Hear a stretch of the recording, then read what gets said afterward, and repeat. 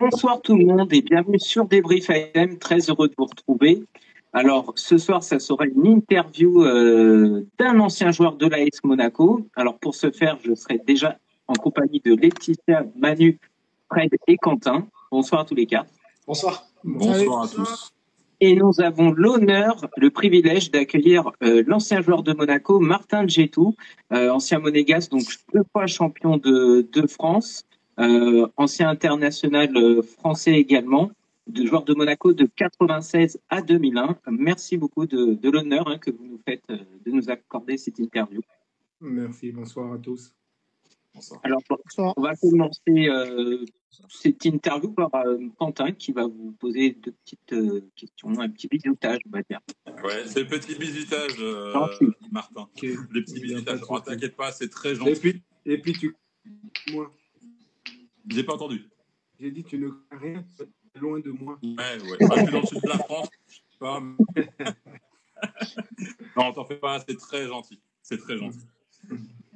Alors, Martin, oui. Quel est ton joueur préféré en activité?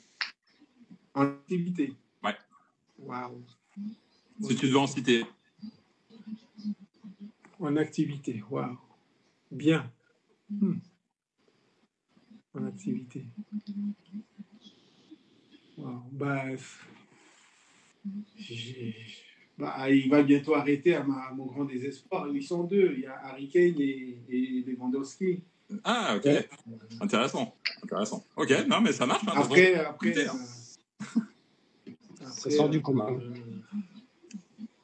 Bon, je pense que ça va être un peu... Au niveau de l'équipe de France, on a un noyau tellement fort que... Wow.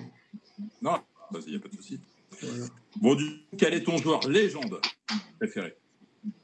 Ah, JJ Okocha. JJ Okocha. Okay. Après, il y a Ronaldinho, mais JJ Okocha. JJ Okocha. Ok. Ouais, très bon choix. C'est un magicien. Ouais, j'avoue. Alors, pour toi, quel a été le meilleur coach? Alors, qu'il soit en activité ou pas. Hein.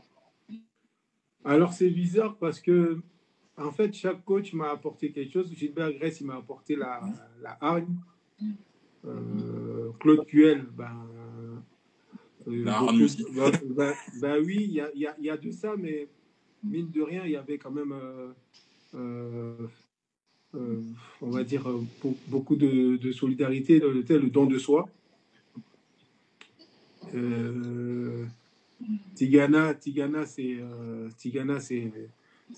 le visionnaire. Voilà. Et après, j'ai beaucoup apprécié Jean-Louis Gasset quand j'étais à Istres. Ça, sur le plan humain. Ok, ça marche. Ouais.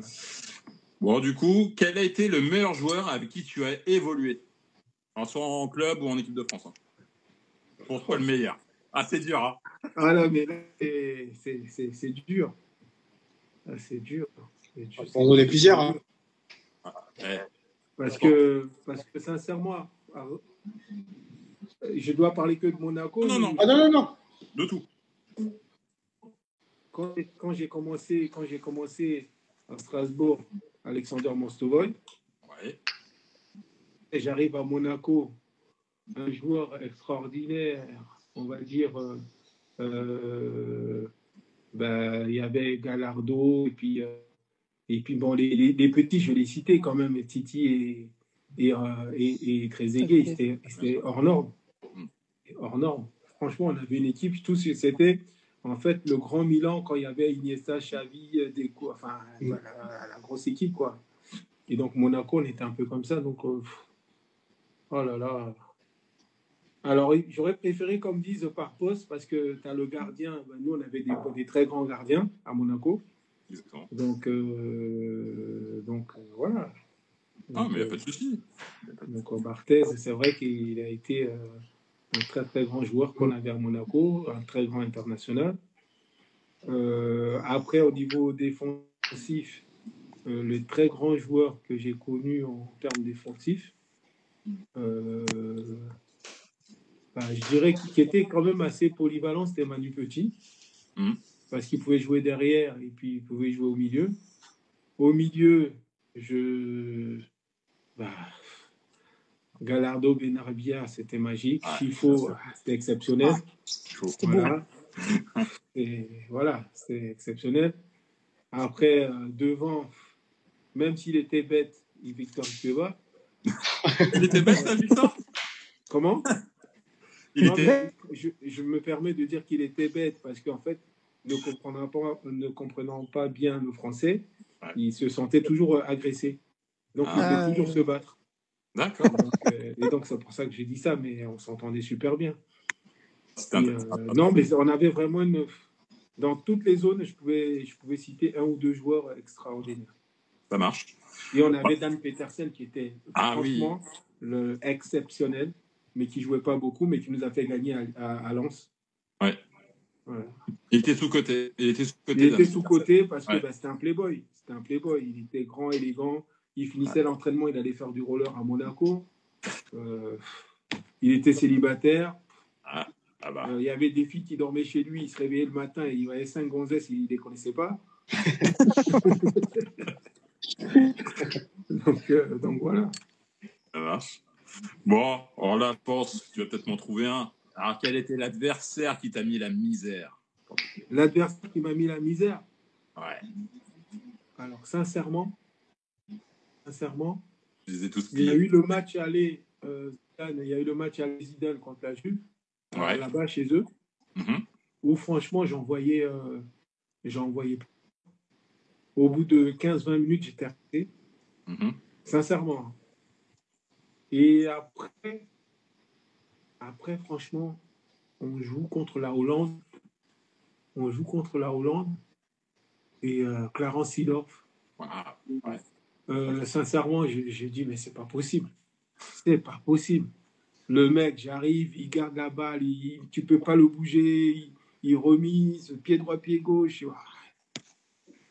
J'avoue que Clarence Seedorf. Et au niveau français, c'était Florian Maurice parce qu'il était très, très, très, très intelligent. Il était mobile. Très mobile. Pied droit, pied gauche. Je décroche. Quand tu décroches avec lui, il a remisé, il est reparti. Quand tu penses qu'il va remiser, il la garde. Il y a un centre, il reprise de voler pied droit, pied gauche. Voilà. Ouais, j'avoue. Très bon choix. Et du coup, ultime question, quelle est pour toi la plus belle équipe de l'histoire? La plus belle. Sincèrement, c'est quand j'étais à Monaco. Ah ouais? D'accord. Super. Quand j'étais à Monaco, je pense que la première année, on était une équipe superbe. Après, on a été renforcé. Quand on aurait aimé même d'ailleurs, entre joueurs, on se le disait, garder la même équipe pour continuer, pour faire comme Lyon, quand Oulas l'a fait. Oulas, il ne s'est pas débarrassé des cadres tout de suite. Il s'est débarrassé de certains quand il a vu qu'ils étaient fatigués. Et bon, nous, la petite erreur que notre président il a fait, c'est de suite vouloir peut-être renforcer au niveau de la caisse qu'au niveau sportif. Donc, du coup, ça nous a un peu cassé le rythme. Et il fallait se reprendre. Donc, on a un peu déconné un peu. Et après, on a rebondi en 99-2000. Ok, ça marche. Ouais, parce que je pense que je me suis bien expliqué là-dessus. Oui, très bien. Donc, franchement, donc c'est pour ça que je reste sur la première. Parce que plus après, on avait le magicien Jafet Endoram. Oh là là. Il y avait moi, avec Vinsky, on n'était pas les meilleurs, mais qu'est-ce qu'on était complémentaires. Non, totalement. Voilà. Et au niveau des gardiens, il y avait Barthez, mais il y avait de la relève. Jean-Marie Aubry qui était un chat. Il y avait Porato, Biancarelli, Tony Silva. Il y avait l'autre qui est parti, le petit Lozzi, qui est parti à Liverpool à part après. Mais malheureusement, il n'a pas percé. Mais bon. Voilà, non, on avait vraiment de très bons gardiens. Et puis, Monaco a toujours su choisir ses joueurs. Vous le voyez aujourd'hui. D'accord. Mais là, tu me fais penser à quelque chose. Quand tu parles d'Ede Biancarelli, tu dis quand même, ce mec-là, il n'a pas eu la carrière qu'il aurait pu avoir, parce que même en 2004, il était 4e gardien. Quoi, non, mais en fait, être gardien, il faut être fou.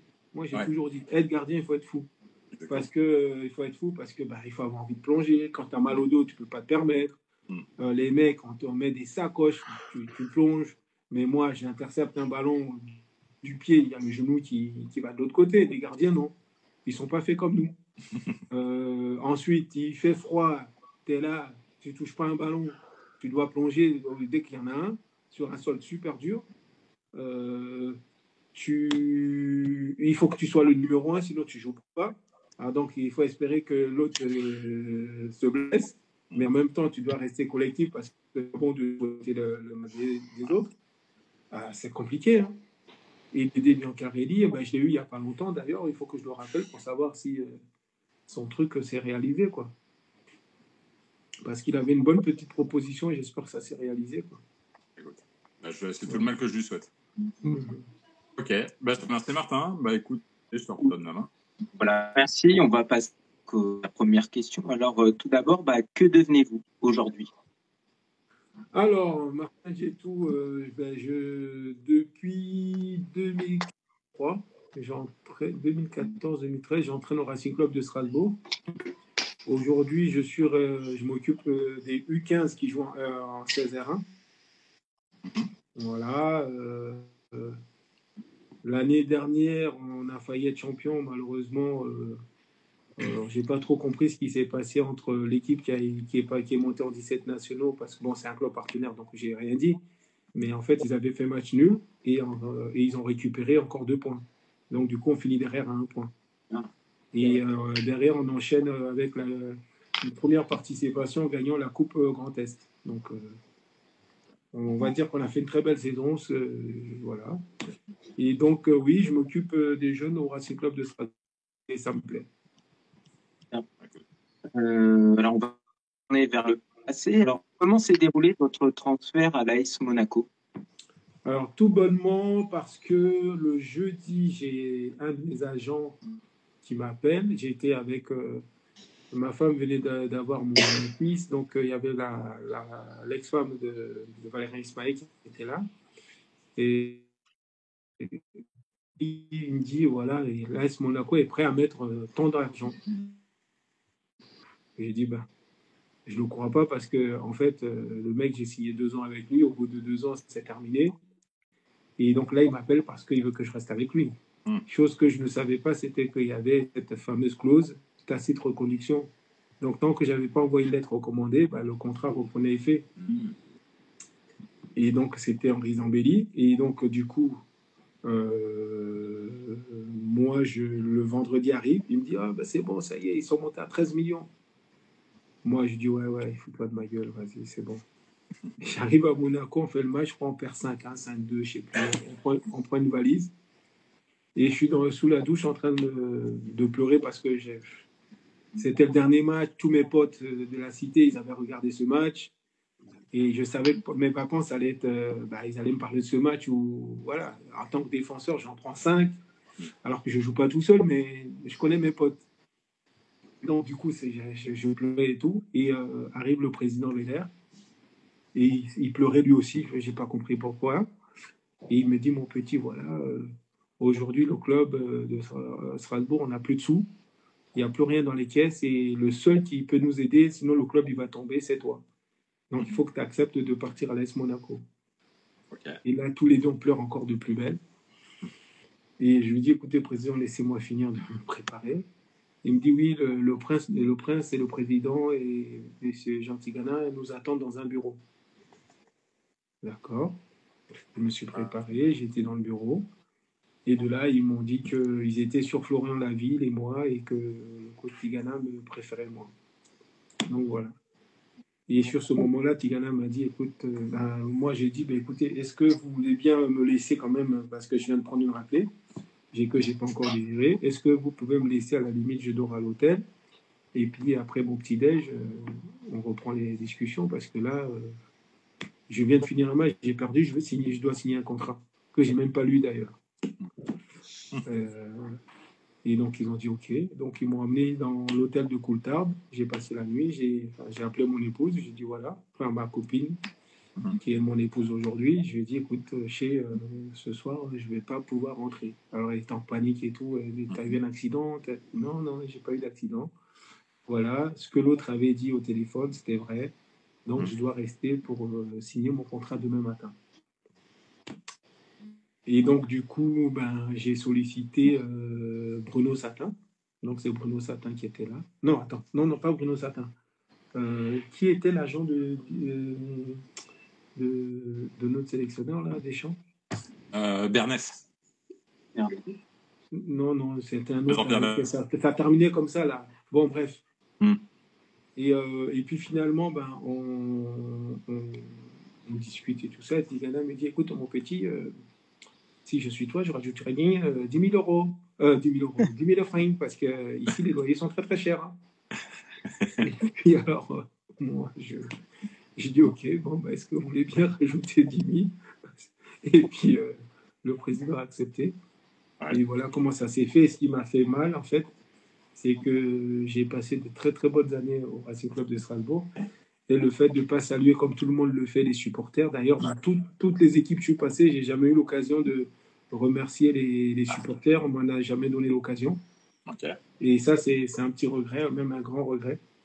Et donc, du coup, j'arrive à Strasbourg et puis tout le monde se pose la question. Donc, j'avais dit à l'époque, dans le journal, dans l'équipe, qu'en fait, nous, les joueurs, on était vendus comme du bétail.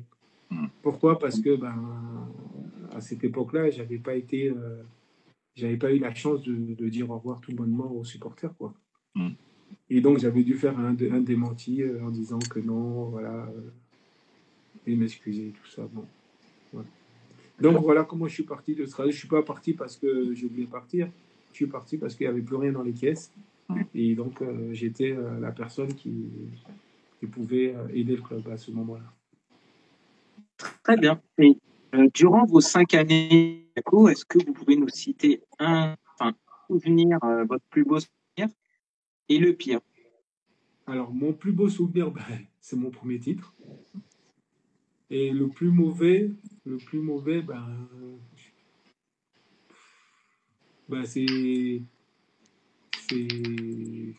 ai deux. C'est deux défaites, la Juve et l'Inter. Ouais. La Juve et l'Inter parce qu'on était vraiment à 2-0. Et si je me souviens bien, l'Inter, je marque en début de match, on refuse mon but. Et puis après, tu as, comment il s'appelait celui-là là, il met un doublé. Il y avait Zamorano et puis l'autre, Mauricio Gantz, je crois. Ouais, je crois que c'est ça. Voilà, il met 2 buts. L'autre qui prend carton rouge, Gilles Grimandi. Ouais. Donc franchement, la soirée, c'était chaud, quoi. Ouais. Parce que tu marques un but qui est bien valable. C'est soit il y a penalty, soit il y a but. Qu'on n'accepte pas, et puis derrière, tu prends une volée, et puis tu es éliminé, quoi. Mais tout en sachant que c'était quand même une grosse équipe en face, hein, Djorkaeff, Paul Ince, Mauricio Gantz, Zamorano, et j'en oublie. Je garde un gros souvenir des matchs retour parce que vous avez fait 2 matchs dans quand même. Ouais, on a fait 2 matchs, on a fait match aller, match retour. Et, que la Juve, le 3-2, c'est beau. Et la Juve, on était quasiment qualifiés quand Lilian Martin oublie le marquage de Del Piero. Et qui marque, et puis après, il lui court après comme s'il allait lui donner un coup de poing, et puis le mal était déjà fait. Ouais. Et ce match-là, franchement, je ne devais pas jouer déjà. Je ne devais pas jouer parce qu'à l'entraînement, il y a Tony Silva qui me fait une double entorse du genou avec entorse de la cheville. Et donc, il y a Claude Puel et comment il s'appelle celui qui s'occupait de Maurice Moé et de Joe Wilfried sont là. Comment il s'appelle? Le kiné. Bon, ça va me revenir. Je pourrais pas t'aider. En fait, oui, c'était notre kiné que j'appelais l'autre là, parce qu'il faisait de l'aïkido, ou je sais pas quoi. Donc, Michel Franco et Claude Puel viennent chez moi. Quand ils arrivent, je le mets en feu. Enfin, il est gonflé comme pas possible. Il dit, mais Martin, tu peux pas jouer. Et le lendemain, quand j'ouvre le journal, je vois Djetou abandonne ses amis, quelque chose comme ça. Ça m'a énervé. J'ai dit, j'ai appelé Tigana. J'ai dit, coach, demain je joue. Il me dit, mon Jet, on m'a dit que tu ne pouvais pas jouer. J'ai dit, coach, demain je joue. Il me dit, écoute, j'appelle le président, il te prend des rendez-vous et puis on prendra une décision une fois qu'on saura. Je dis, ok. Donc, ils prennent les rendez-vous, je fais tout ce qu'il faut.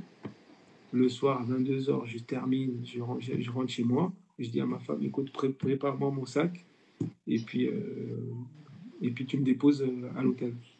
Elle me prépare mon sac, elle me dépose à l'hôtel, il devait être 22h, un peu plus même. Et puis je vais voir Michel Franco, je sors, machin, tout ça, on me prépare une chambre vite fait parce que j'étais pas dans le groupe, je devais pas jouer. C'est Bruno Guirales qui devait jouer. Et jusqu'à 2h du matin, on fait les straps. Donc vous imaginez à l'époque mes cuisses. Donc et vos jambons à l'époque. Donc pour strapper tout ça, il fallait du temps, il en fallait du strap.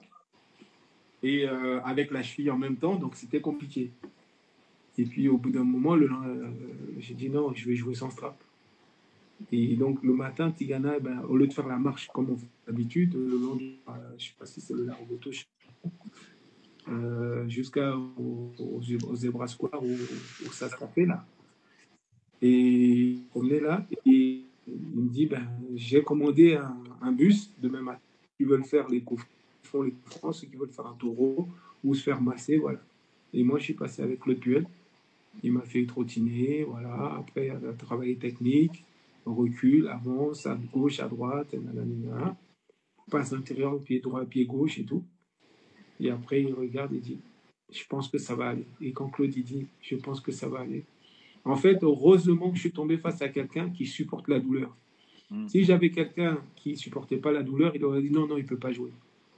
Mais sachant que c'est Claude, parce que Claude, c'est un guerrier, il m'a dit non, le gamin, il peut jouer. Il peut jouer. Alors qu'avec Claude, ce n'était pas gagné d'avance, parce que quand moi, j'arrive en 96 à l'AS Monaco, sa carrière s'arrête. Parce que Tigana dit que c'est moi qui va jouer et pas lui, et que lui, il va rentrer dans le staff. Et donc, franchement, voilà. Il m'a dit ça, quand Claude a dit ça, ça m'a donné...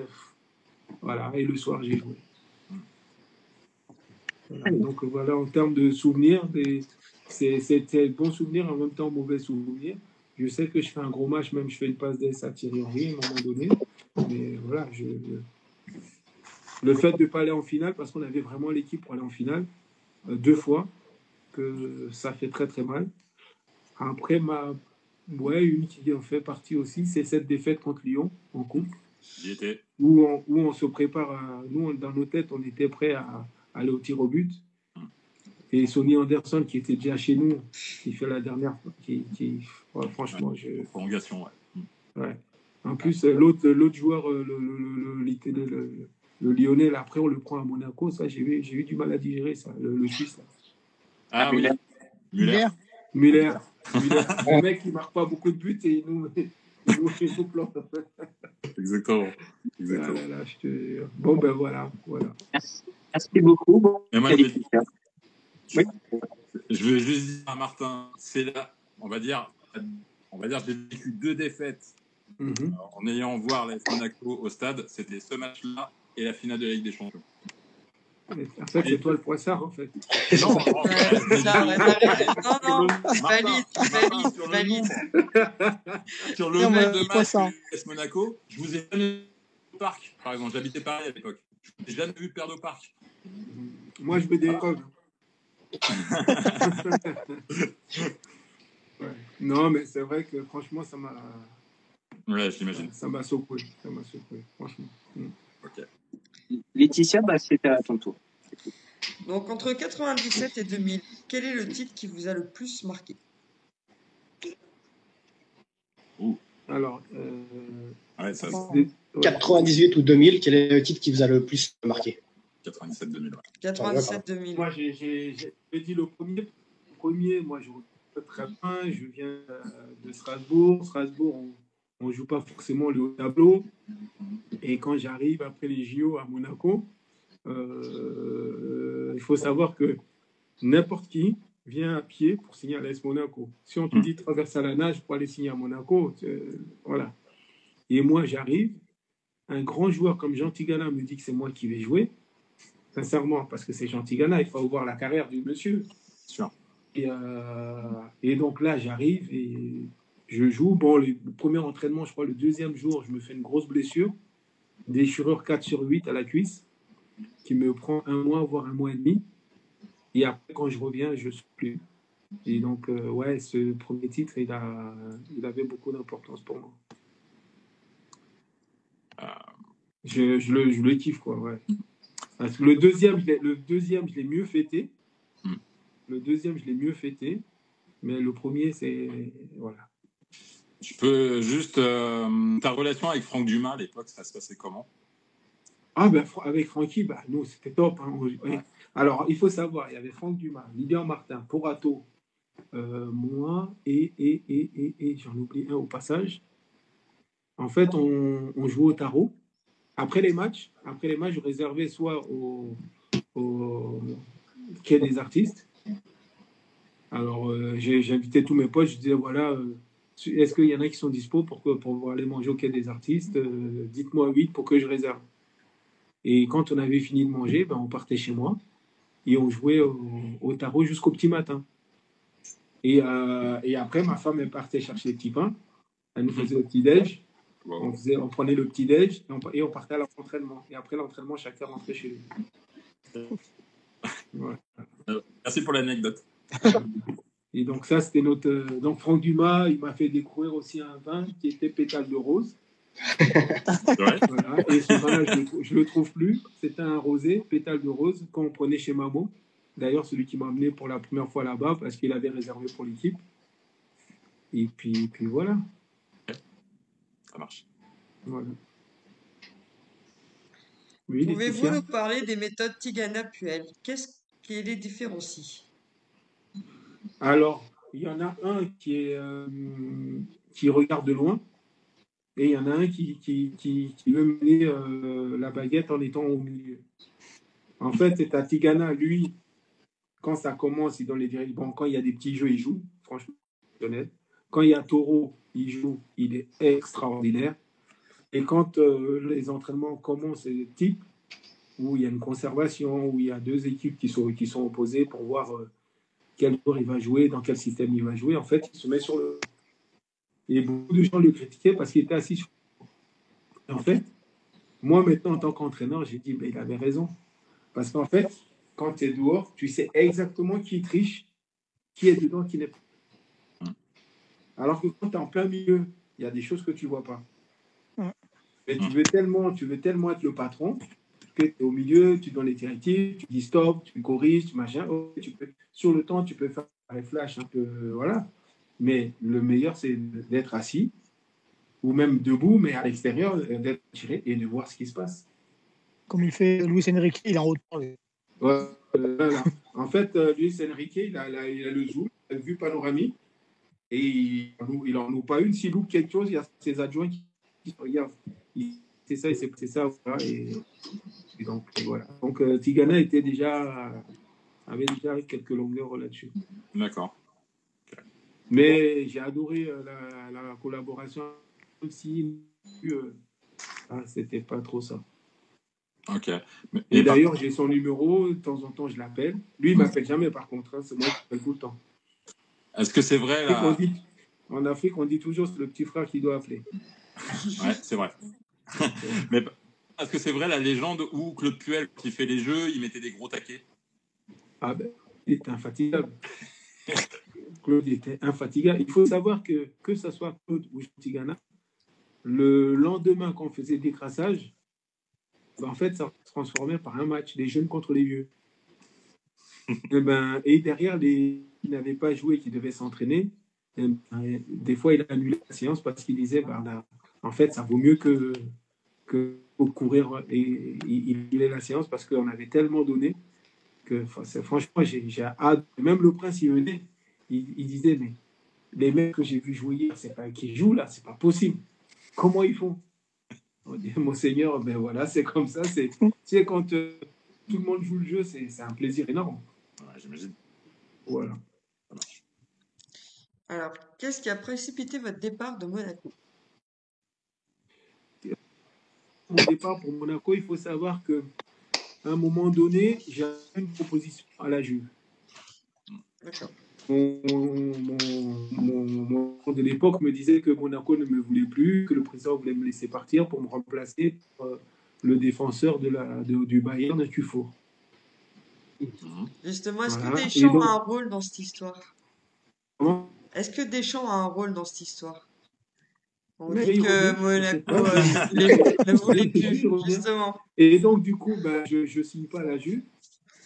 Du coup, je ne signe pas à la Juve pour des raisons que quand j'arrive, je vois, il y avait Oscar Damiano et toute sa clique, là, et avec des femmes d'agents. Donc, moi, j'avais 2 agents. Bah, je me suis retrouvé, il était 6.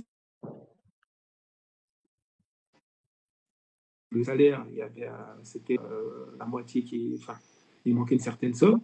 Et moi, j'ai posé la question comme ça en disant, mais je vais prendre un exemple. Hein. Par exemple, on dit, tu vas toucher 15 euros. Et arrivé à 15 pour toucher les 15 euros, on te dit, finalement, c'est 8 euros. Ben, moi, j'ai dit non. J'ai dit, vous m'aviez dit, c'était 15, c'est 15. Je ne vois pas pourquoi je passe à 8 euros. Et là, il y a un des grands bonhommes de la Juve qui oui, quand tu vas rentrer en Côte d'Ivoire, tu seras comme un roi, tu vas vivre comme un roi parce que ça te fera tant de millions de gagner. J'ai fait, écoutez, moi je suis français, je paye mes impôts. Donc quand je vais aller acheter mon pain, s'il manque des centimes, bah, le boulanger, même si c'est un passionné, il ne va pas me dire, ah, monsieur Djetou, c'est gratuit pour vous. Donc je vais payer. Donc moi, ce que vous me devez, vous me le donnez. Ils n'ont pas accepté tout en sachant qu'ils avaient fait des cadeaux aux petites femmes des agents qui étaient là. J'ai pris le contrat, je l'ai déchiré. J'ai dit à ma femme, allez, on y va. Et j'ai appelé M. Campora. J'ai dit, M. Campora, j'aimerais avoir une réunion, un entretien. Il m'a accepté. Et en fait, j'étais avec mon agent de l'époque, qui en fait n'avait jamais appelé M. Campora, qui me disait qu'il avait appelé M. Campora. Il avait jamais appelé M. Campora. Et M. Campora a dit, vous vous appelez comment? Ok, attendez, j'appelle ma secrétaire. Elle a amené le bouquin parce que lui, il faut savoir que quand on appelait M. Campora, la secrétaire est notée qui avait appelé, la date et l'heure. Et là, monsieur n'était pas dedans. Et là, mon agent de l'époque me regarde et me dit, ah Martin, tu sais, ton président, il est impressionnant. Il dit, mais excuse-moi, moi je dois être bon sur le terrain. Mais dans les négociations, toi, tu dois être bon. Parce que c'est pas moi qui dois négocier pour moi si je dois déjà me concentrer sur le terrain. Et c'est là qu'on s'est séparé avec cet agent-là. Mais on s'est séparé parce qu'il m'aimait vraiment et il m'a donné un conseil qui s'est passé par après quand je devais signer à Parme. Et après, il y avait Jean-Luc Ettori qui m'avait dit, écoute Martin, il y a une chose. Moi, je voulais finir ma carrière à l'AS Monaco. Et Jean-Luc Ettori m'a dit, oui, mais Martin, tu sais, tu es un super joueur. Et le président, il voudra se faire un peu d'argent, tout ça, pour le club et tout ça. Donc, pour moi, ça m'étonnerait que le président, il te garde jusqu'à la fin de ton contrat. Ça n'a pas loupé. Dès que j'arrivais au machin, il y a eu la proposition donc, du Bayern. J'avais Barcelone et Parme. Donc, je suis parti à Nice rencontrer le Bayern. Et quand le Bayern, ils ont vu l'agent, le monsieur qui s'est présenté à l'époque, parce que moi, j'étais avec Tigana, mais Tigana ne pouvait pas se présenter parce qu'il était... c'était mon coach. Donc, du coup, comment il s'appelle? Son fils est au Real Madrid. Comment il s'appelle? L'adjoint, en I, ça finit. Ah oui, je vois. Comment? Qui ça? Ça finit en I. Oui, oui. Non, l'adjoint? C'était l'adjoint de Tigana et son fils est au Real. Et bon, bref. Ouais, bon. Et en fait, lui, il devait venir. Pour moi, je pensais que c'était lui. Et en fait, non, il s'est présenté un agent que je ne connaissais pas, qui était apparemment un ancien gardien, un Croate, je crois, et qui s'est présenté. Quand ils l'ont vu, les Allemands, ils sont levés, ils m'ont serré la main. Ils m'ont dit, Martin, nous, on ne travaille pas avec ce genre de mec. Ranko Stojic. Et ils ont dit, nous, on ne travaille pas avec ce genre de mec, donc merci, ciao, on te souhaite une très belle carrière. Okay. Donc voilà, et donc du coup, je rentre chez moi à la maison. Quand j'arrive chez moi, j'ai pas. Les mecs, ils sont devant chez moi. Ils sont venus en jet privé.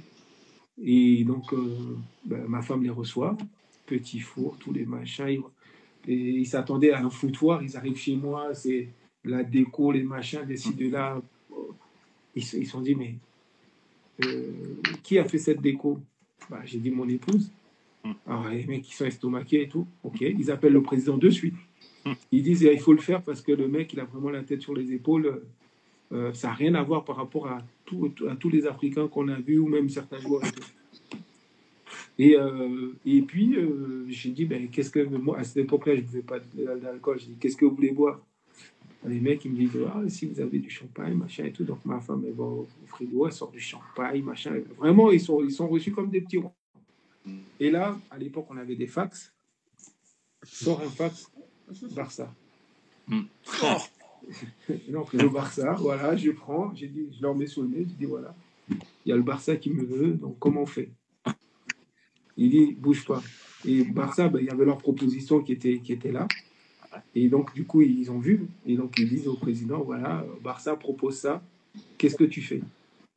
Et là, il dit, ben, je propose telle somme et je lui prête mon jet privé pour qu'il vienne visiter Parme et tout ça.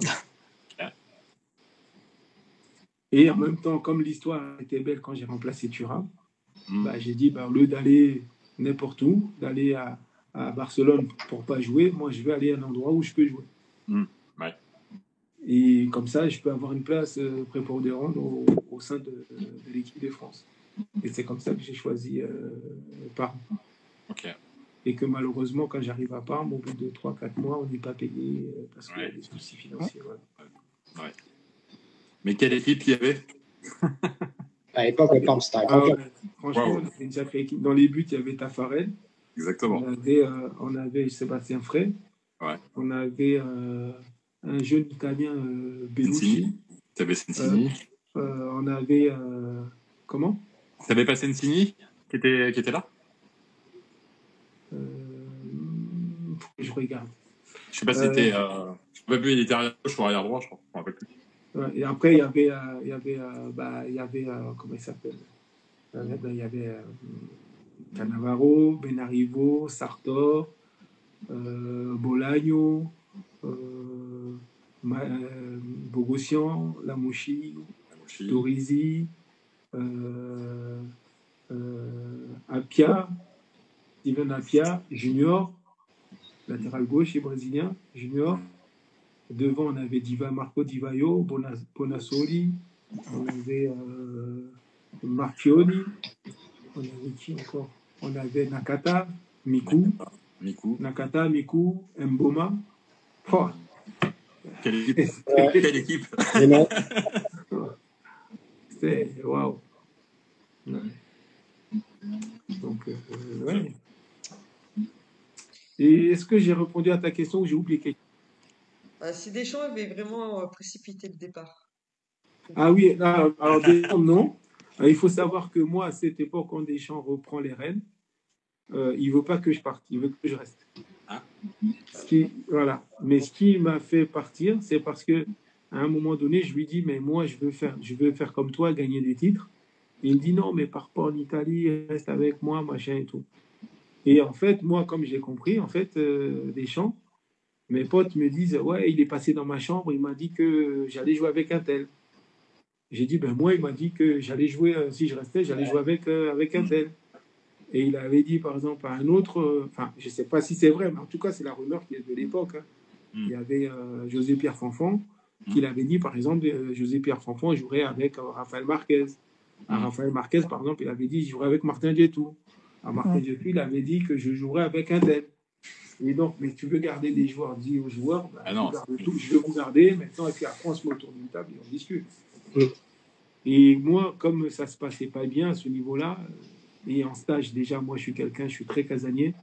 J'aime pas partir de chez moi, parce que j'ai quitté mes parents à 7 ans et demi, et partir de chez moi, j'ai à chaque fois une boule au ventre, même si je pars au travail. Et donc, je pars, je rentre aussi sec, et puis voilà. Et donc, du coup, partir en stage pendant du temps, c'était compliqué. Sauf que quand je signe à Parme, quand on part en stage, c'est un mois. On était comme des prisonniers. En fait, quand le premier jour était fini, parfois on mettait un trait sur la porte. Ainsi de suite. Et quand la semaine était finie, paf, on repartait, ça y est, on a fini la semaine. On avait 3 entraînements par jour, musculation et c'était à Val d'Aoste. Et puis on dit toujours, hein, la préparation Serie A, la préparation physique, elle est assez intense. Ah ouais. C'est pas. Et après, une légende. Quand on était au milieu du mois, il trouvait un match amical non loin de Parme. Et donc, du coup, on jouait. Mais quand on jouait, tu finissais à 22h30, 23h. Et puis, selon à quelle heure, où tu habites, tu vas rentrer beaucoup plus tard. Et il disait, en tout cas, Laetitia, tu m'excuses. Hein. Il disait, c'est pas si vous rentrez que votre femme a ses règles, vous pouvez, tant pis pour vous, mais on se retrouve à 8h30 au stade. En fait, c'est un truc qu'il avait trouvé. En fait, il appelait ça se vider les vestibules et puis voilà quoi. Et puis après repartir en stage.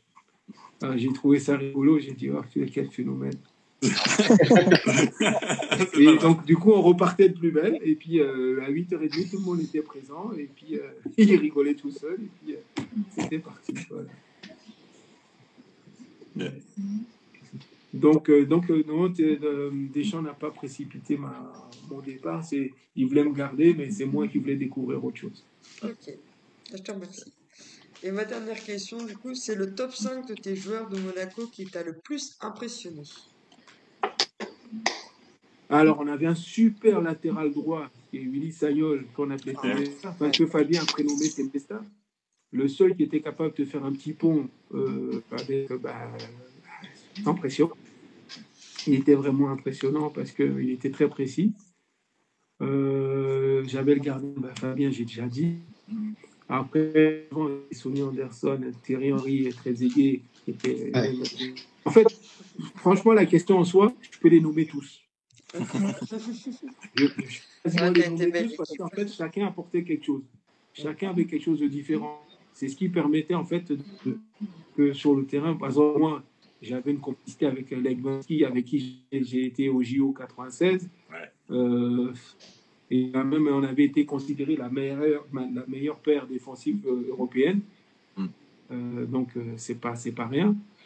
Et, donc, non, sincèrement, je pourrais tous les nommer parce que tous, ils m'ont apporté quelque chose. Tous, ils avaient quelque chose d'exceptionnel. Voilà, c'est...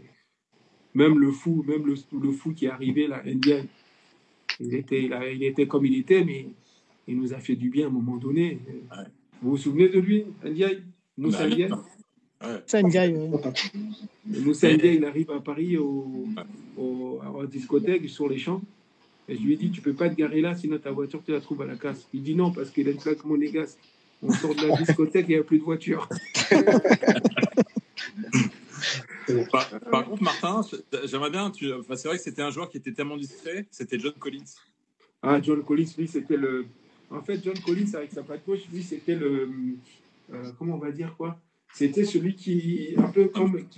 Celui qui équilibrait le bateau. Comment je peux. Métronome. Le métronome, quoi. Métronome. Voilà. C'est lui qui vraiment il temporisait. Tu sais, il était vraiment à l'équilibre. Tu vois, et c'est un joueur, il était petit, mais il avait une patte gauche. Il avait son âge. Mais même aujourd'hui, quand je l'ai croisé à Monaco contre Paris, le mec, il avait encore les tablettes, quoi. Ah, mais il est phénoménal. Il est phénoménal. Non, c'était... Là, ça, c'est... En matière de longévité et d'intelligence, il en fait partie. Et après, j'ai cru entendre qu'avec sa femme, c'était très compliqué, qu'elle était très malade. Et, enfin, bref. Voilà. Mais il est toujours à Monaco. Ah ouais. D'accord. Voilà. Il ne travaille pas pour Monaco, mais il est toujours à Monaco. Ok. D'accord. Je te remercie. Super. On va passer du coup maintenant à Manu. Alors, vous avez 6 sélections avec l'équipe de France. Comment avez-vous vécu votre non-participation à la Coupe du Monde et à l'Euro? Alors, l'Euro, on va commencer par l'Euro, j'ai été blessé.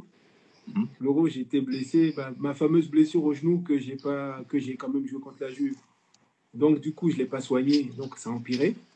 Ouais. Et donc, j'avais pris rendez-vous avec un professeur Yeager pour me faire opérer à Strasbourg. Et je reçois un coup de fil d'Henri-Émile et le staff qui me disent, mais Martin et tout, il y a tout qui est déjà préparé et tout, il faut que tu viennes, il faut que tu annules l'opération, il faut que tu viennes. Et je leur dis, mais les gars, vaut mieux prendre quelqu'un qui est en bonne santé, qui mérite sa place, que moi, je vais venir. En fait, je sais que je ne peux pas jouer parce que j'ai mal au genou. Et donc, si c'est vraiment la bonne année, ben, cette année-là, ils ont pris Nicolas Gillet, qui me remercie à chaque fois qu'on se voit. Je lui dis, hey, tu me dois un coup, toi. Il me dit, si c'est juste un coup que je te dois, il n'y a pas de souci. Parce qu'on s'est revu à Clairefontaine quand j'étais en recyclage, lui aussi. Et on avait rigolé, il était avec Darocha et tout ça, on avait rigolé, tu vois. Et donc voilà. Et donc pour revenir sur la Coupe du Monde, la Manon sélection, en fait, en soi, aujourd'hui, en tant que coach, j'ai dit, mais il n'avait pas le choix. Mais si j'avais quelque chose à changer, je ne ferais pas une promesse à laquelle je ne pourrais pas tenir. Parce qu'en tant que jeune, moi, il me disait, ouais, j'ai besoin de toi, j'ai besoin de toi. À chaque promenade qu'on faisait, moi, je ne demandais rien. Moi, j'étais là. En plus, moi, super timide. Moi, je vais être loin des coachs, je vais dans mon coin, marcher. Et lui, il venait, il me disait, ah, mon petit et tout, franchement, je t'aime bien, t'es polyvalent, t'es travailleur et tout ça. Et quand tu dis tout ça, je me disais, bah, forcément, il va me prendre. En plus, cette année-là, je pense que je fais une belle saison, une très belle saison même. Mais malheureusement, je ne gagne pas de titre. Et Arsenal, malgré que Manu Petit n'ait pas été bon, il gagne. Les anciens,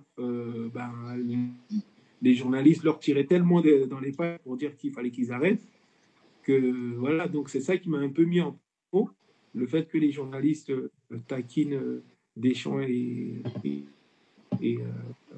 de Saïd. Donc en fait, ce qui s'est passé à un moment donné, quand ils sont réunis, ils ont dit, mais attendez, si on rate nos premiers débuts, les gens vont tomber dessus parce qu'ils vont dire le gamin et machin, tout ça. Et pour éviter ça, il ne faut pas que le gamin y vienne, quoi. Et donc, c'est comme ça que ça s'est passé. Et Anelka, Labouchi, et tous les autres, on a prié Babel et qu'on a rentré. Ouais. Alors. Et que j'ai passé une semaine à Paris où j'ai découvert toutes les discothèques imaginables.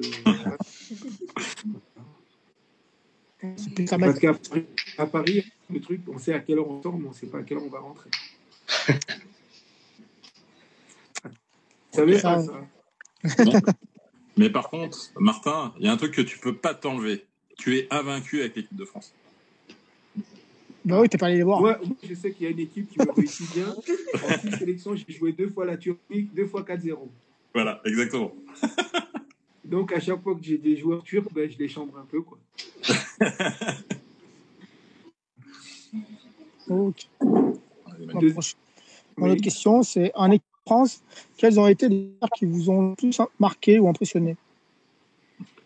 Les joueurs qui m'ont marqué, je dirais Marcel Desailly, parce que c'était le businessman. Il nous a fait profiter de savoir, de comment il fallait obtenir certaines choses.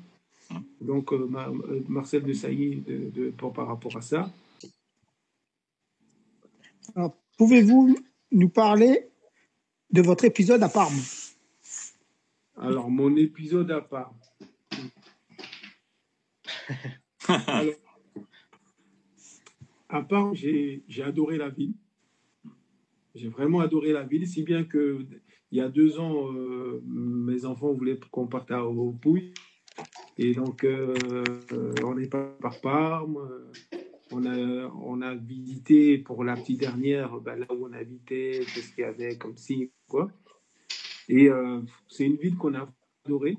Malheureusement, je n'ai pas eu cette chance de vivre cette saison comme je l'avais imaginé à Monaco, par exemple, quand j'ai remplacé Thuram. Parce qu'à un moment donné, déjà, j'ai connu pas mal d'entraîneurs. Et puis à la fin, je me suis retrouvé dans les gradins alors que pendant les entraînements, j'étais titulaire. Et je me retrouve, quand à l'extérieur, je me retrouve dans les gradins. Après, je m'aperçois qu'on truque mon dossier médical pour dire que j'ai une hypertrophie cardiaque du ventricule gauche, je ne peux plus jouer au foot. D'accord. et que je me bats contre le monde entier. Oui, je vais dire le monde entier. Parce qu'à cette époque, je sollicite de Platini qui m'a jamais répondu. Le seul qui m'a répondu, c'est Jean Diana qui m'a envoyé dans son truc, mais c'était trop cher. Parce que rien que la dame, pour lire, juste je dépose mon dossier, même pas sûr qu'elle va le lire, et donner 2 000 euros. Après, pendant des mois et des mois, même des années, j'ai fait, je crois, plus de 3 ans de procédure. J'ai perdu beaucoup d'argent, où j'ai prouvé par A plus B que j'étais apte pour le sport de haut niveau, et que parce qu'ils n'avaient pas payé, que mon transfert a été coûteux, onéreux. Donc, du coup, on décide de m'éliminer, quoi. Ok. Et donc j'avais plus le droit au terrain d'entraînement. Donc, le jour au lendemain, j'arrive, je n'existais plus au club. C'était très, très dur. Bah, donc, du coup, ce que je faisais, j'ai vite mis ma famille en sécurité. Je les ai envoyés. J'ai acheté un appartement à Paris, et donc ma famille était là-bas. Ils allaient à l'école, les enfants. Et moi, je prenais l'avion pour aller à Strasbourg. De Strasbourg, je prenais un chauffeur pour m'emmener à Parme.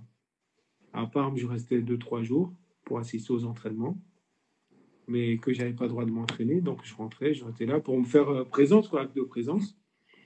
Et après, de nouveau, je reprenais la voiture Strasbourg, et arrivé à Strasbourg, je prenais l'avion pour Paris. Et j'ai fait ça pendant plus de 10 ans, et j'en ai eu marre. Et j'ai abandonné parce que j'estimais que je perdais trop d'argent et que mes avocats que j'avais, en fait, ils étaient corrompus dans le sens où, en fait, le truc, c'était de me soutirer le maximum d'argent jusqu'à ce que, en fait, me forcer à abandonner. Et où je déplore un peu mon truc, c'est que personne ne m'a aidé. Personne ne m'a aidé. Dans tous les championnats français de machin, personne ne m'a aidé. J'étais tout seul. Même dernièrement, quand j'ai vu la plupart des anciens au Z5 à Aix-en-Provence, là, du 10 juin au machin, là, le mois de juin dernier, ben, Manu Petit m'a dit, mais Martin, je te jure, j'aurais fait la grève de la faim, pourquoi tu m'en as pas parlé?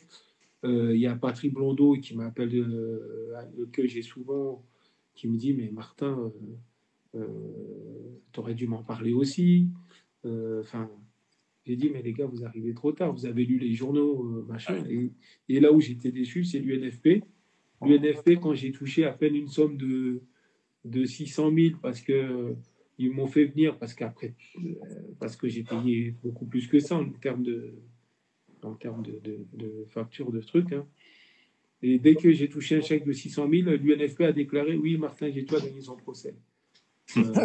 Mon procès, c'est pas 600 000, hein, c'est 9 millions. Hein.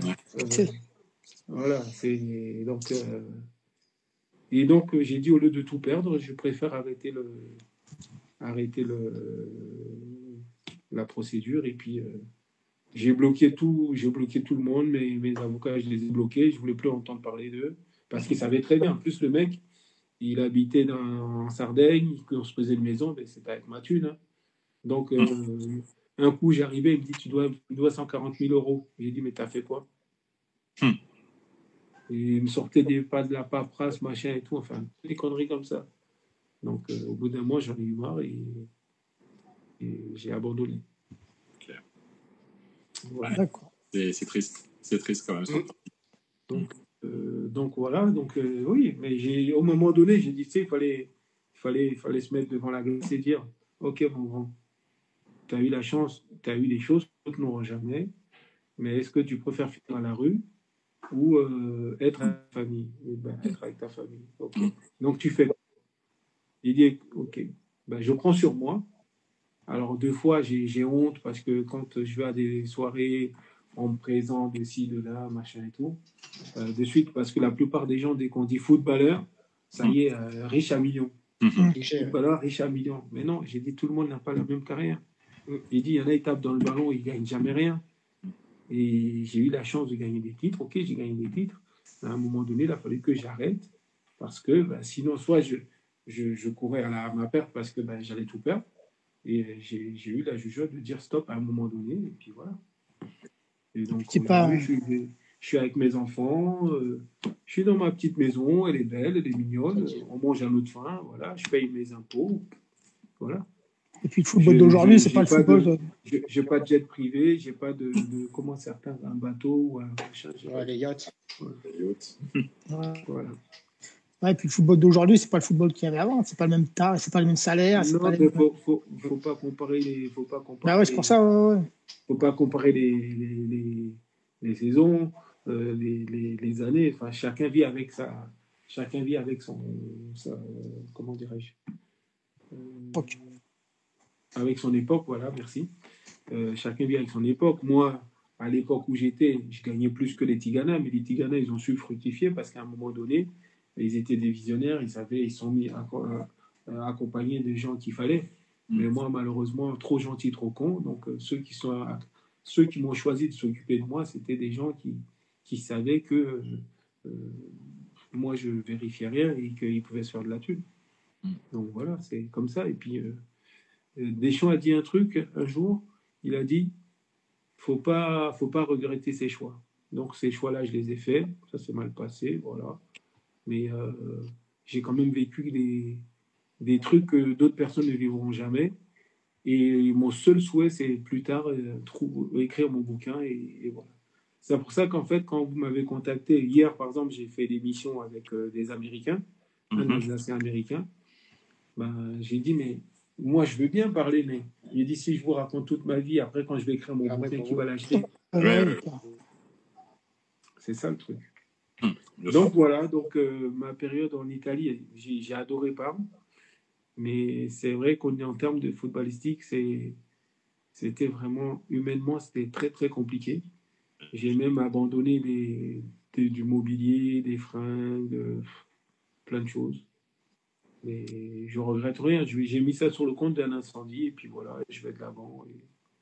Aujourd'hui, je suis au Racing, j'entraîne les jeunes, je suis content. Voilà. D'accord. Ok. Dernière question pour ma part. Pouvez-vous, de votre suite de votre carrière, les choix des clubs quand vous étiez à Monaco? Comment? J'ai pas compris. Pouvez-vous me parler de votre carrière quand vous étiez à Monaco, des choix des clubs? Non, les choix des clubs. Après. Après Monaco. Ouais, après Parme, on va dire après Parme. Après Parme, les choix des clubs, Tigana me propose, parce qu'il me connaît, il sait qui je suis, donc il me propose à Fulham.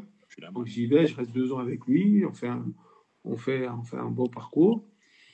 Après, je dois re-signer, mais le problème, c'est que Parme me devait beaucoup d'argent, donc du coup, je décide. Tigana fait virer et c'est Cookie qui reprend derrière, Chris Coleman. Et donc, il me dit, Jet, parce que c'était comme un pote, Cookie. Il me dit, Jet, écoute, je te laisse partir à Parme pour réclamer tes salaires, mais par contre, je te laisse 1 mois. Si après 1 mois, tu m'appelles ou si tu n'es pas là, je prends quelqu'un d'autre. Au bout de 15-20 jours, comme ça, il m'appelle. Il me dit, écoute, Martin, comment ça se passe? J'ai dit, écoute, moi, c'est plus compliqué que prévu. Donc, écoute, prends quelqu'un d'autre. Et donc là, il prend Bouba Diop. Et après, il y a un très bon... il est parti au Real après, un directeur sportif, là, qui est parti au Real après. Et donc, lui, il disait, écoute, Martin, nous, tu étais comment à Fulham? J'ai dit, j'étais bien. Il m'a dit, écoute, si tu étais bien, parce que nous, même pas 1 euro, on te donnera. Arrigo Sacchi. Sacchi me dit ça comme ça, il me balance comme ça, on était à l'hôtel à Parme. Et il me balance ça comme ça, oui, non, 1 euro, on ne te donnera pas. Et en fait, ils ont trouvé la supercherie qui est mon cœur, de prendre le cœur de Lilian Thuram, de superposer avec le mien, pour trouver une erreur. C'est pour ça qu'en fait, aujourd'hui, je découvre que Thuram a arrêté le football parce qu'il avait un problème au cœur. En fait, c'était ça, la photo de son cœur que Parme s'était permis d'utiliser et mettre dans mon dossier. Wow. Et ça, personne ne m'a aidé. Et, j'ai été voir le cardiologue de la Salpêtrière. Il m'a dit, bon, pour la pratique du sport. J'ai été à Monaco, bon pour la pratique du sport. J'ai été au PSG, bon pour la pratique du sport. J'ai fait Monaco, le cardiologue que j'ai vu, bon pour la pratique du sport. Et un cardiologue à Parme, il m'a dit, en Italie, qui m'a dit, bon pour la pratique du sport. Il n'y en avait qu'un qui était corrompu jusqu'aux os, qui avait fait qui était corrompu dans toute sa carrière scolaire, et que tout le monde connaissait, hein, Manara, Massimo Manara, et que à Milan, il y avait 3 avocats, dont un qui était son ami, et les 2 autres, un qui était pour moi, et l'autre, il ne savait pas. Et apparemment, il y en a un qui aurait dit que la mafia l'avait menacé, et donc, du coup, lui, il ne pouvait plus me défendre. Et c'est à partir de là que j'ai abandonné. Voilà.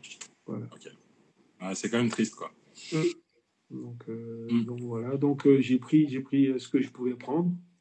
Et après, je suis rentré à Paris. Et puis de Paris, parce que Paris, en fait, j'aime bien, mais à petite dose, j'aime bien venir 2, 3 jours, mais pas plus. Parce qu'après, je suis saturé. Parce que les gens vivent trop vite, les gens sont stressés, les gens sont... voilà, je sens le danger partout, entre les pickpockets, les machins. Et moi, je le vois. Donc, moi, je suis comme un flic. Je marche, mais je vois tout ce qui se passe, en fait. Martin, j'ai vécu 30 ans à Paris. Ah, mais moi, c'est pour ça que je reviens Donc, à Strasbourg. tu as pris... Donc, tu vois les trucs. Et moi, ça m'énerve. Et j'ai dit, j'ai pas envie de me faire planter bêtement. Donc, voilà. Et on est à Strasbourg. On est bien. On se dit qu'il nous reste encore 6 ans pour retourner, soit on avait le choix, soit retourner à Salon de Provence, soit à Marrakech. Et donc notre fille va faire des études, elle veut faire architecte, la dernière. Donc on a calculé, il reste 6 ans, donc 6 ans, je suis encore là en Alsace. Bien aussi. Ah non, c'est très bien, parce qu'en plus, moi j'ai les petits coins pour aller ramasser des champignons. D'ailleurs, j'attends le mois de septembre avec impatience. Je vais le croiser par mon balcon, en train de chercher les champignons. Comment? Non, mais vu que j'ai une grande forêt à côté de chez moi à Strasbourg, là, je me dis que je vais pouvoir vous balader en train de chercher les champignons, ça se trouve à côté de chez moi. Ah, oui. Non, mais franchement, ça, j'adore, moi. Ça, voilà. Des fois, je vais en forêt avant des matchs, je vais me promener 1 heure et je rentre et je suis au top. Ah ouais, La forêt à côté de chez moi. T'as les mêmes habitudes? Comment? Mais non, vu que c'est la forêt qui est pas loin de la Méno, parce que j'habite un peu plus pas loin de la Méno, moi. Donc pour ça, je dis ça doit être la forêt à côté de chez moi. Non, j'ai 45 minutes, 1 heure de voiture, je pense. D'accord. Ouais. Ça marche. Ouais, 45 minutes, 1 heure. 45 minutes sûr. Ok. Ah, du coup, maintenant, on va laisser la parole à Fred. Alors, du coup, préférez-vous jouer défenseur ou milieu défensif? Ah, milieu défensif. Ouais. Ah ouais. Ouais, parce que je sers à quelque chose. Derrière, en fait, ce que je n'aime pas, c'est que tu peux être exceptionnel tout le match. Et en fait, ça m'a ouvert les yeux parce que tu avais David Trezeguet. Et pour prendre l'exemple, où le mec qui le chargeait, il faisait un grand match et qu'à la fin, il avait fait doubler. Il devenait voilà, David Trezeguet, la star, machin. Ouais. Je disais, mais c'est n'importe quoi. Le mec, il a fait un gros match et l'autre a marqué 2 buts ou 2 raccros. Et c'est lui la star, il a fait un gros match. Et je disais, mais c'est. À son Pas le droit à l'erreur. Il marquait aussi des super buts. Oh, j'ai presque plus de batterie. Il marquait des super buts, mais des fois, voilà quoi. Et j'ai dit, ah non, Martin, va au milieu, tu seras plus efficace. Et puis je cours, et puis j'aime ça. J'aime, voilà. Ok. Voilà. Ok. Avec des regrets sur votre carrière? Non, mais je disais tout à l'heure que Deschamps disait de ne pas avoir de regrets sur le truc. Et donc, moi,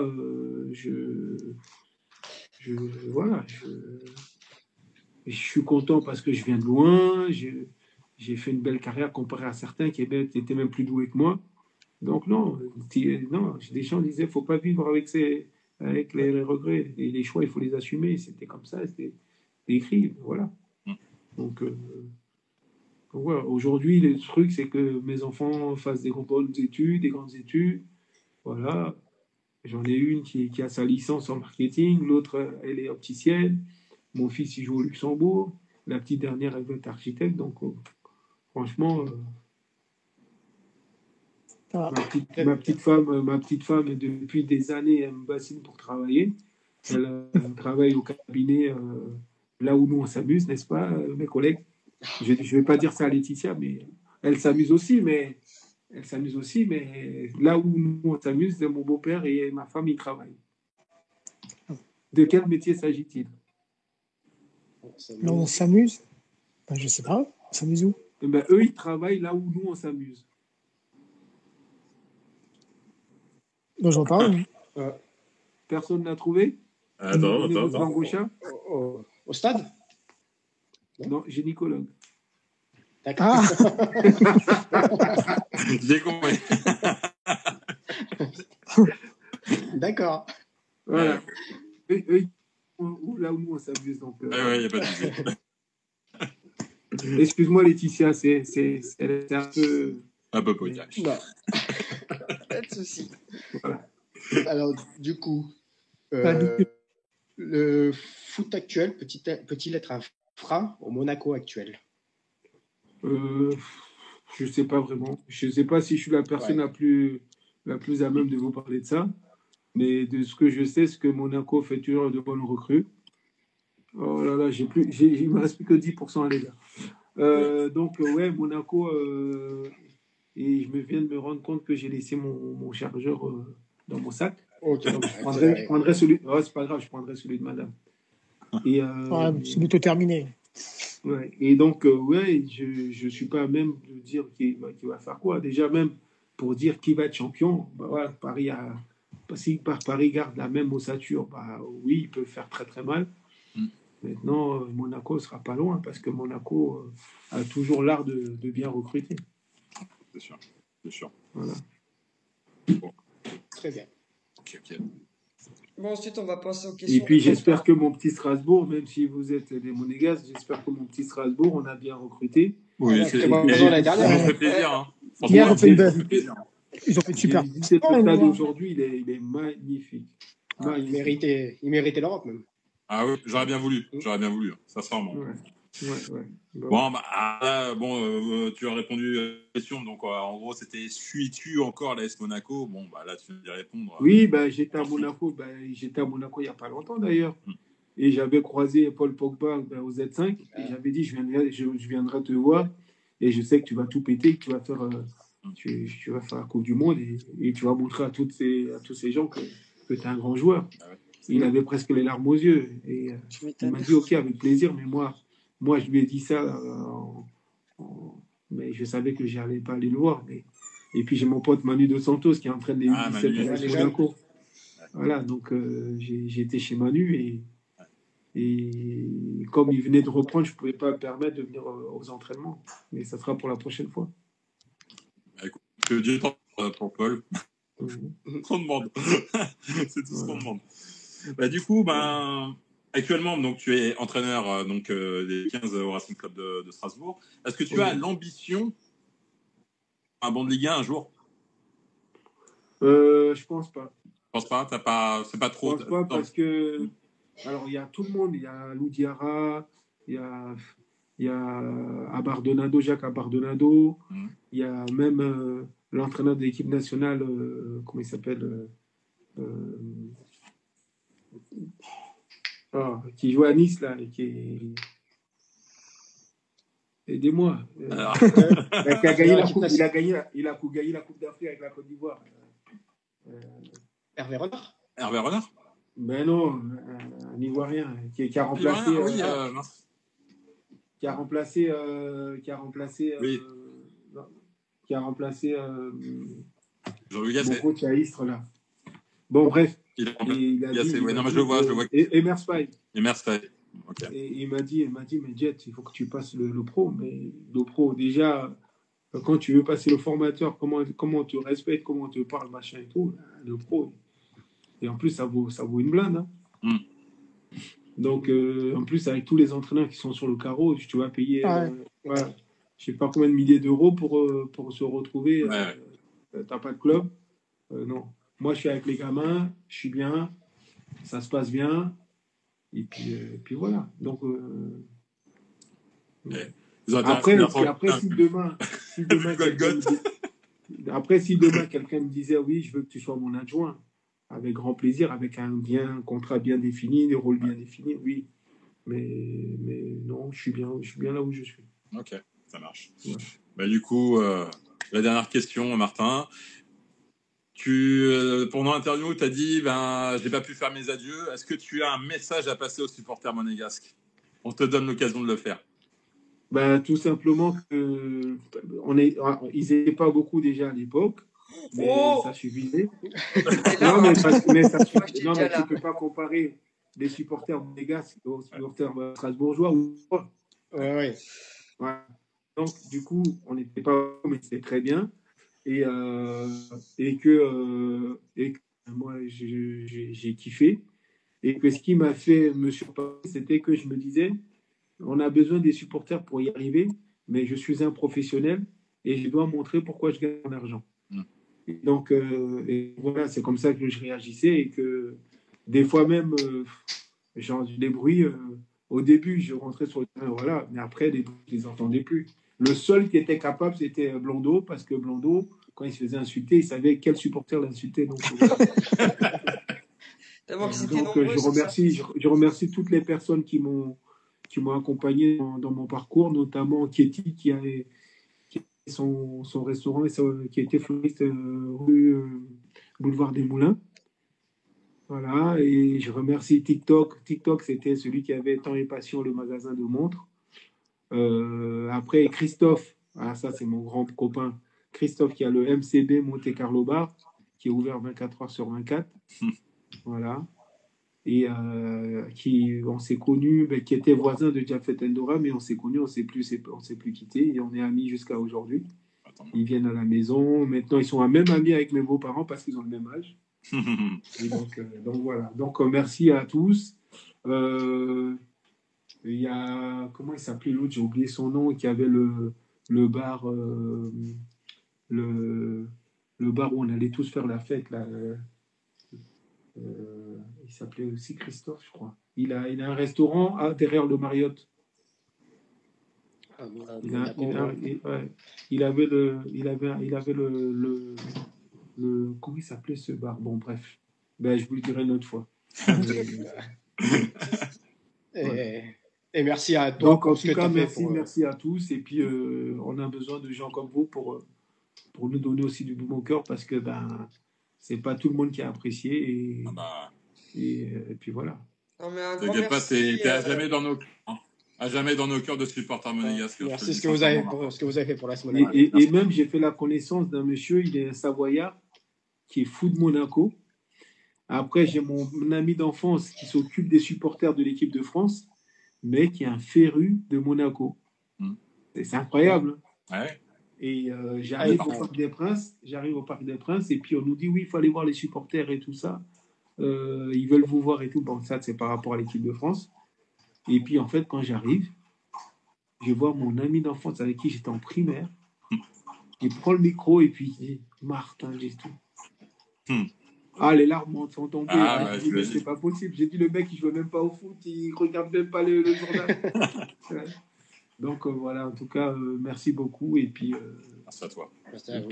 Oui, un grand merci à toi. C'était vraiment un grand honneur de t'accueillir. Parce que quand même un grand joueur de l'AS Monaco, doublement champion de France, où tu y as participé activement. On peut pas dire que tu étais sur le banc. Donc voilà. Ah non.